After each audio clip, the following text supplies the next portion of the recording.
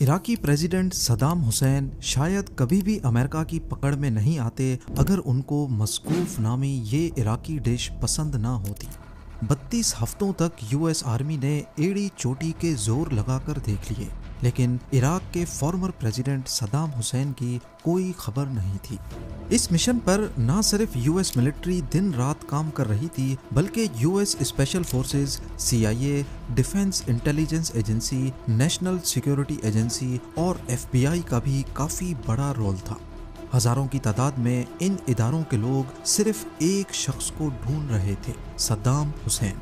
America को इस शख्स से ऐसा क्या खतरा था और बिल आखिर उन्होंने सद्दाम हुसैन को जमीन से 6 फुट नीचे एक छुपी हुई कब्र के अंदर कैसे ढूंढ निकाला। ज़ेम टीवी की वीडियोस में एक बार फिर से खुशामदीद। नाजरीन, ये कहानी शुरू होती है अमेरिका में हुए 9/11 अटैक्स के बाद, जब अलकायदा ने न्यूयॉर्क और वॉशिंगटन डीसी पर हमले किए थे। इस वाक़े को लेकर अमेरिका का गुस्सा पूरी दुनिया ने देखा। उस वक्त अमेरिकन प्रेसिडेंट जॉर्ज बुश ने डिसाइड किया कि जो भी टेररिज्म को सपोर्ट करेगा उसको टारगेट किया जाएगा।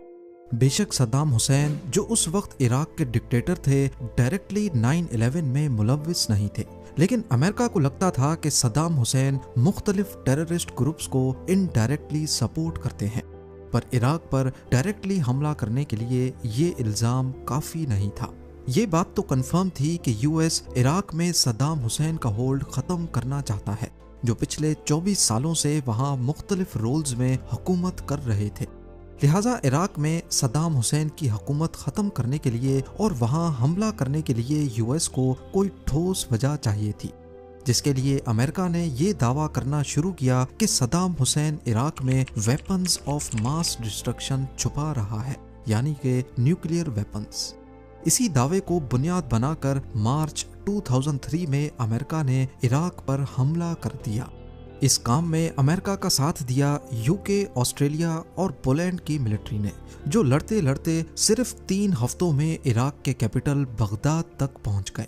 इराक पर हमले के पहले ही दिन प्रेसिडेंट सद्दाम हुसैन कहीं रूपोश हो गए, और जब अमेरिकन मिलिट्री बगदाद पहुंची तो उन्हें सद्दाम हुसैन का कहीं कोई नामो निशान नहीं मिला।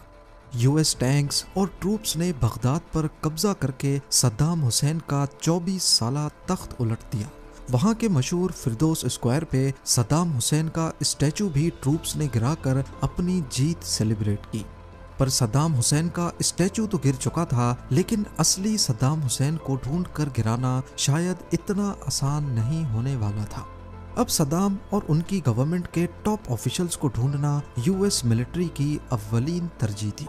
यूएस मिलिट्री के एक एक सोल्जर को फुल पावर दी गई कि सद्दाम और उनके 51 ऑफिशियल्स को कहीं भी देखा जाए तो उन्हें जिंदा या मुर्दा किसी भी हालत में पकड़कर पेश किया जाए। पर इन मोस्ट वांटेड की लिस्ट में टोटल 52 ऑफिशियल्स थे। इनके चेहरे हर किसी को याद करवाने के लिए ताश के स्पेशल पत्ते प्रिंट करवाए गए, जिनमें सद्दाम हुसैन और उनके 51 ऑफिसर्स की तस्वीरें प्रिंट करवाई गई।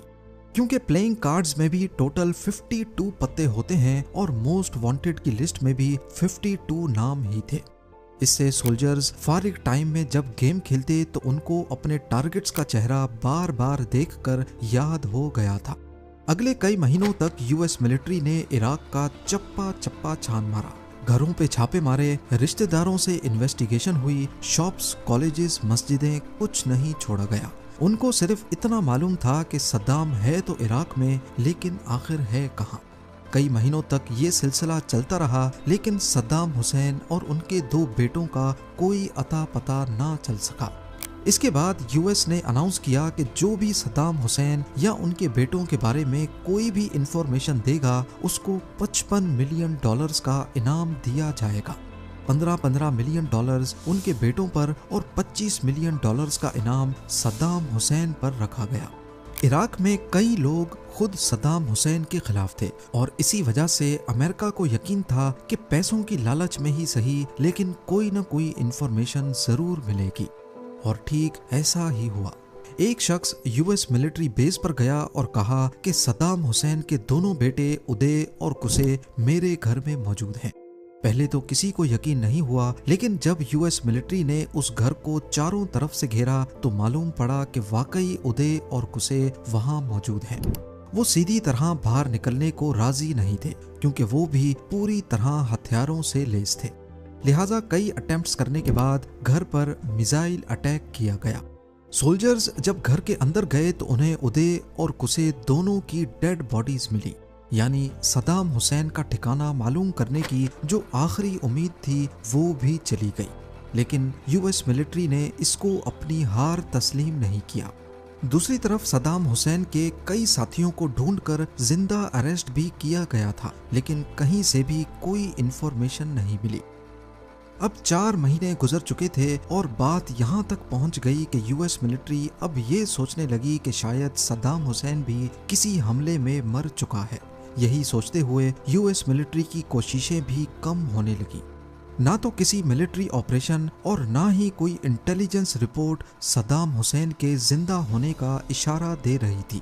पर इसी दौरान एक ऑडियो टेप ने सारा प्लॉट ही बदल दिया। ये ऑडियो टेप थी सद्दाम हुसैन की, जिसमें वो अपने दोनों बेटों की मौत पर दुख का इजहार कर रहा था। इस ऑडियो टेप का मतलब था कि सद्दाम हुसैन अभी भी जिंदा है।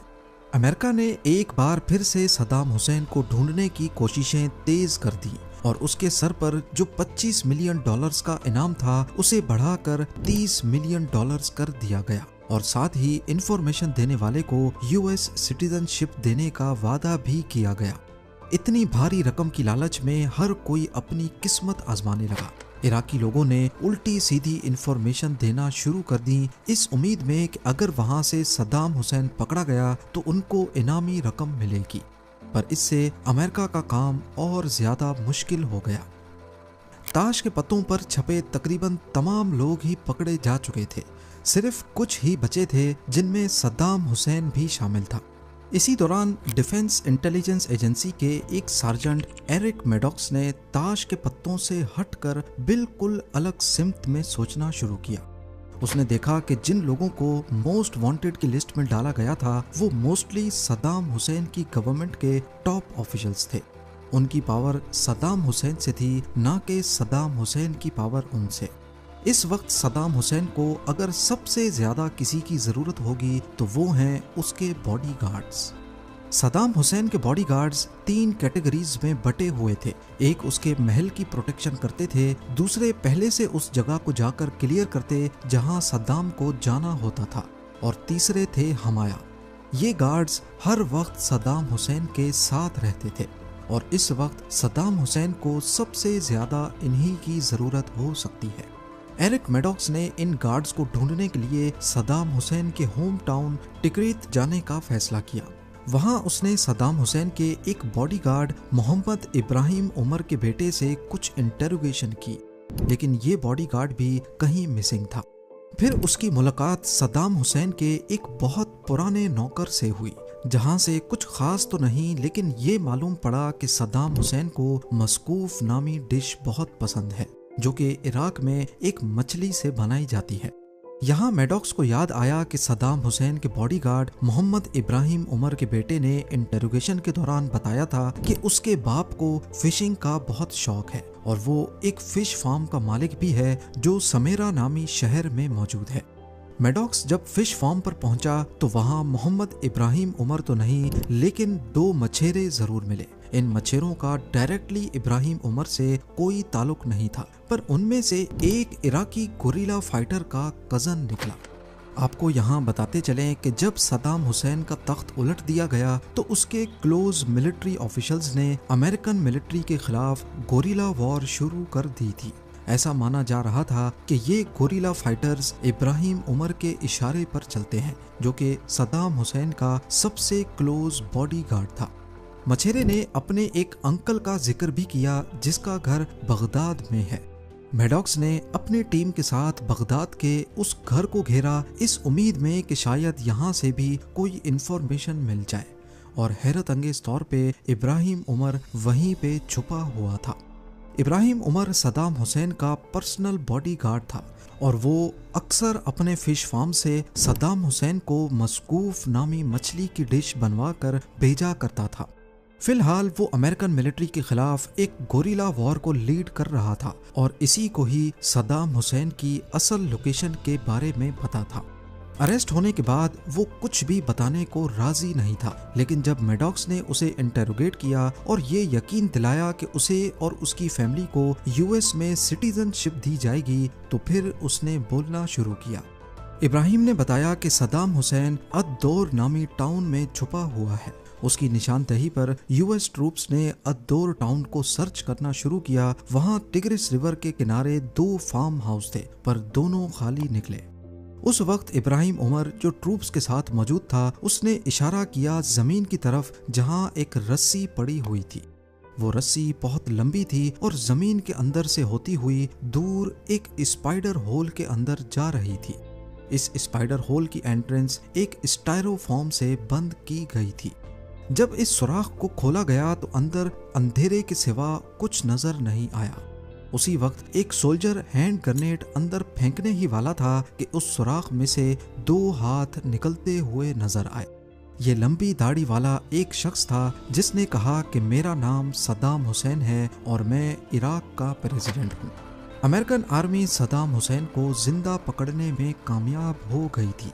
32 हफ्तों की लगातार कोशिशों के बाद एरिक मैडॉक्स की कोशिशें आखिर रंग ले आईं। बाद में एनालाइज करने पर देखा गया कि अगर मैडॉक्स को ये पता नहीं चलता कि सद्दाम हुसैन को मशकूफ नामी डिश पसंद है, तो शायद वो यहाँ तक कभी नहीं पहुँच पाता।